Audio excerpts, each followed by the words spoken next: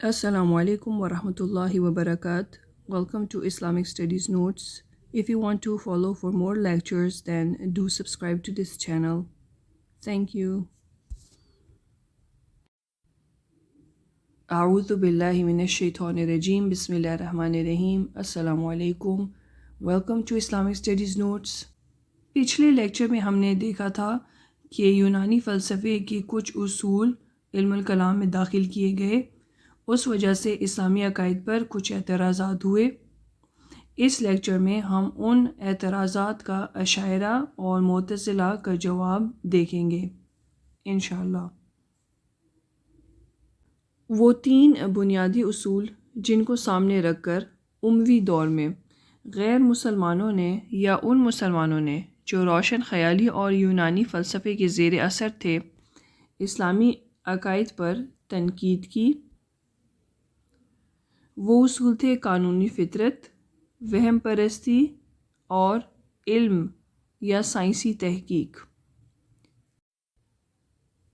پہلا اصول جس کی وجہ سے اعتراض اٹھائے گئے قانون فطرت تھا۔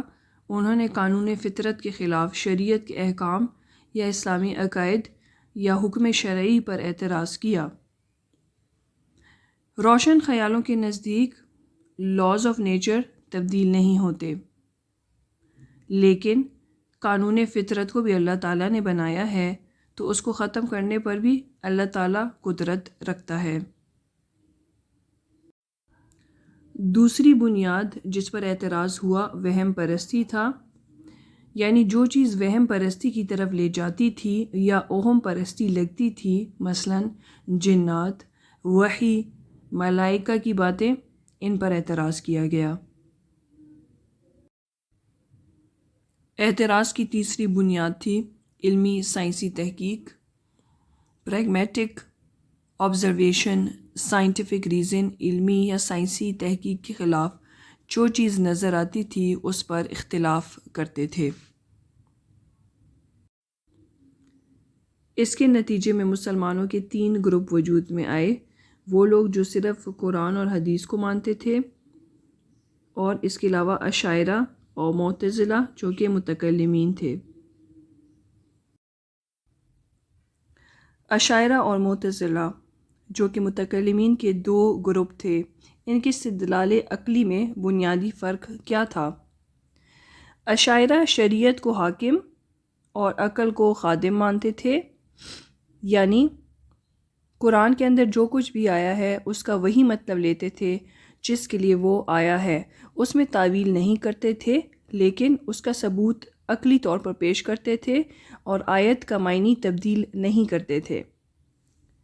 دوسری طرف معتزلہ عقل کو حاکم اور شریعت کو عقل کی خادم کہتے تھے، یعنی معترضین کے اصولوں کے خلاف جو بات قرآن میں آتی اس کو تسلیم کرتے اور پھر آیت میں تعویل کرتے تھے، یعنی آیت کے ظاہری مفہوم کو نہیں لیتے تھے، یعنی اعتراض کرنے والے کے اصول یا بات سے اگری کر لیتے تھے اور پھر آیت میں تعویل کرتے تھے اور آیت کا ظاہری مفہوم نہیں لیتے تھے، جبکہ محدثین اور فقہا کا سادہ سا جواب ہوتا تھا کہ چونکہ ہم قرآن پر ایمان لے آئے اور اللہ تعالیٰ نے فرمایا ہے تو ہم کو کسی عقلی دلیل کی ضرورت نہیں ہے، اور ہم اس کو کیوں مانتے ہیں اس کا ہمارے پاس جواب نہیں، ہمارے لیے اتنی ہی بات کافی ہے جو ہم نے عرض کی، لیکن عام آدمی اس بات سے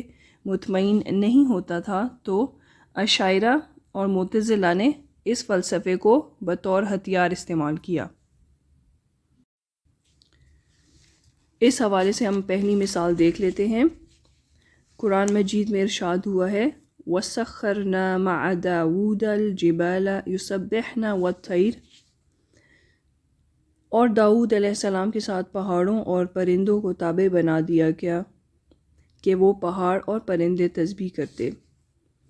یہاں داؤد علیہ السلام کے کمالات کا ذکر ہے جو اللہ تعالیٰ نے ان کو انعام کی تھیں کہ پہاڑوں کو ان کے کنٹرول میں دے دیا گیا تھا اور وہ جہاں سے گزرتے تھے پہاڑ اور پرندے ان کے ساتھ تسبیح کرتے تھے۔ اب یہاں جو یونانی فلسفہ تھا وہاں عقلی اعتراض ہوا، اور وہ یہ تھا کہ تسبیح زبان سے ہوتی ہے، اور جمادات کی تو ہمیں کوئی زبان نظر نہیں آتی، اور قرآن کہتا ہے کہ حضرت داؤد علیہ السلام کے ساتھ پہاڑ تسبیح کرتے تھے، تو یہ بات عقل میں نہیں آتی، یہ واقعات کے خلاف ہے۔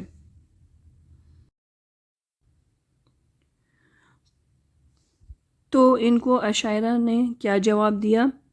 اس بات کو ذہن میں رکھیں کہ اشاعرہ جو ہیں وہ شریعت کو حاکم مانتے تھے، تو انہوں نے ان کو کہا کہ یہ بات تو صحیح ہے کہ ہم دیکھتے ہیں کہ تسبیح یا بول زبان سے ہوتی ہے، لیکن سوال یہ پیدا ہوتا ہے کہ زبان بھی ایک گوشت کا ٹکڑا ہے، اس کے اندر تو زندگی نہیں ہے، زبان کے لیے ایک اور زبان چاہیے، اور پھر اس زبان کے لیے ایک اور زبان چاہیے، پھر اس زبان کے لیے ایک اور زبان چاہیے۔ اس لیے جاننا چاہیے کہ ایک جامد چیز بھی نطق یا بات کرنے پر قدرت رکھ سکتی ہے، یعنی وہ اللہ تعالیٰ جو ایک جامد زبان کو نطق دے سکتا ہے، وہ جمادات کو بھی نطق دے سکتا ہے۔ تو یہ بات کہ لوگ زبان سے بات کرتے ہیں ایک پریگمیٹک بات ہے، ایک سینسیبل بات ہے۔ انہوں نے پہلے ان کی بات کو ایکسیپٹ کیا، اعتراض کرنے والوں کی بات کو اشاعرہ نے ایکسیپٹ کیا، لیکن پھر انہوں نے بتایا کہ بولنے کو صرف اس زبان تک کنفائن نہیں کیا جا سکتا۔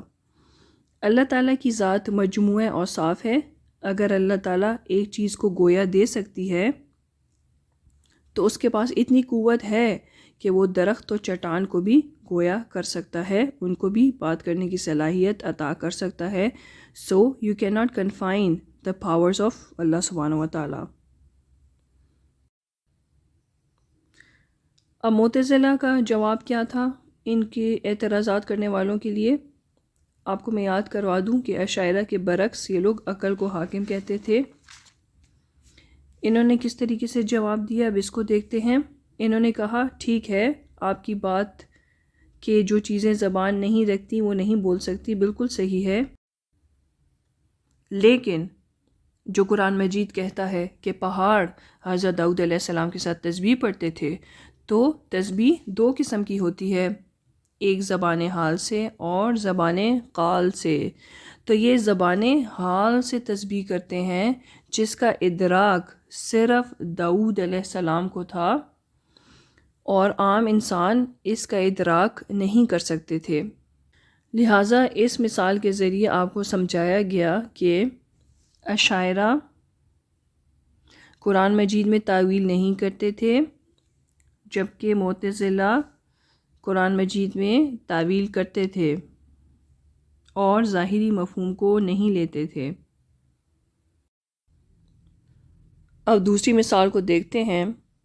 حضرت سلیمان علیہ السلام کے متعلق قرآن مجید کے اندر ہے، جہاں انہوں نے اللہ تعالیٰ کی نعمتوں کا ذکر کیا اور ان کا اقرار کیا۔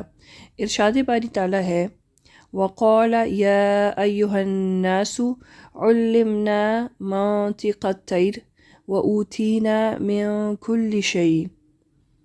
ترجمہ، اور سلیمان علیہ السلام داؤد علیہ السلام کا جانشین ہوا اور کہا اے لوگوں، ہمیں پرندوں کی بولی سکھائی گئی۔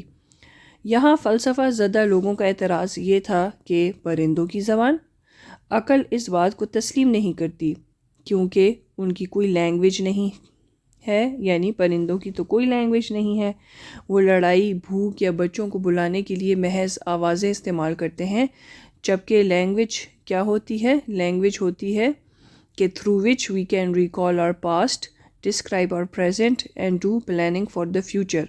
تو اس طرح کی زبان تو پرندوں کے پاس نہیں ہے۔ فلسفہ زدہ لوگوں کا یہ اعتراض تھا۔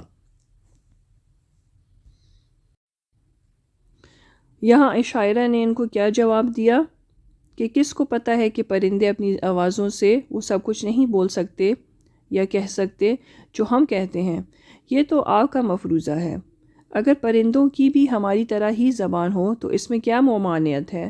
اور پیدا کرنے والا پرندوں کو بتا رہا ہے کہ ان کی بھی زبان ہے، تو اس سے انکار نہیں کیا جا سکتا۔ آپ اس کی قدرت کو کنفائن نہیں کر سکتے، اور ایسا کہہ کے آپ اللہ تعالیٰ کی قدرت کو کنفائن کر رہے ہیں، یہ صرف آپ کی ایزمپشن ہے، آپ کی پوسیلیٹیو پرسیپشن ہے، جبکہ اللہ تعالیٰ کی قدرت کو محدود نہیں کیا جا سکتا. He who can create them can also give them the language, and Prophet Sulaiman alayhi salam could understand it and we could not. So اشاعرہ کا پرنسپل یہ تھا کہ اللہ تعالیٰ کی قدرت کو کنفائن مت کرو، اسی لیے جس طرح قرآن مجید میں آیا ہے ویسا ہی ہے. اب ان کو معتزلہ کا کیا جواب ملا؟ انہوں نے کہا ٹھیک ہے پرندے زبان نہیں رکھتے، لیکن یہ کس نے کہا کہ قرآن مجید میں یہ لکھا ہے کہ حضرت سلیمان علیہ السلام پرندوں کی بولی جانتے ہیں؟ بلکہ اس کا مطلب ہے کہ پرندوں کی جو مخصوص آوازیں جو لوگوں کو سمجھ نہیں آتی تھیں وہ حضرت سلیمان علیہ السلام سمجھ لیتے تھے اور اس کا صحیح اندازہ ہو جاتا تھا انہیں. یعنی معتزلہ نے فلسفہ زدگان کی بات مانی اور پھر اس میں تعویل کی. اس حوالے سے تیسری اور آخری مثال بھی ہم دیکھ لیتے ہیں. قرآن مجید میں ذکر ہے وَالْوَزْنُ يَوْمَئِذٍ الْحَقُّ فَمَنْ ثَقُلَتْ مَوَازِينُهُ فَأُولَئِكَ هُمُ الْمُفْلِحُونَ. اور اس دن وزن کرنا ضرور برحق ہے، تو جن کے پلڑے بھاری ہوں گے تو وہی لوگ فلاح پانے والے ہوں گے. تو یہاں فلسفہ زدہ لوگوں کا اعتراض تھا کہ اعراض جو ہم پہلے پڑھ چکے ہیں عرض اور جوہر کے حوالے سے، تو جو اعراض ہوتے ہیں ان کا تو کوئی وزن نہیں ہوتا، تو اعمال کیونکہ یہ کوالٹیز ہوتے ہیں نا، اگر آپ کو یاد ہو تو اعراض کوالٹیز ہوتی ہیں، تو ان کا تو کوئی وزن نہیں ہوتا، تو اعمال کس طریقے سے تولے جا سکتے ہیں؟ تو اشاعرہ کا ان کو یہ جواب تھا کہ جس طرح قرآن مجید میں آیا ہے ویسے ہی مطلب ہے، اعمال جن کاغذات پر ہوں گے وہ تولے جائیں گے، وہ کاغذات تولے جائیں گے. معتزلہ کا کیا جواب تھا؟ ان کا جواب تھا کہ اعمال تو تولے جائیں گے ٹھیک ہے، لیکن تولنے سے مراد ترازو پر رکھنا نہیں، بلکہ اللہ تعالیٰ کا انکشاف ہے. اللہ تعالیٰ انکشاف کریں گے کہ یہ کتنا وزنی ہے. اب ان مثالوں سے ہمیں سمجھ آیا کہ اشاعرہ ظاہری مفہوم لے کر عقلی دلائل سے ثابت کرتے تھے، اور معتزلہ ان تین اصولوں کو مانتے تھے لیکن قرآن کے معنی پر تعویل کرتے تھے. یہاں پر الحمدللہ ہمارا لیکچر ختم ہوتا ہے. اگر آپ نے اس سے بینیفٹ کیا تو اپنے دوستوں سے ضرور شیئر کریں. وما علینا الا البلاغ. السلام علیکم ورحمۃ اللہ وبرکاتہ.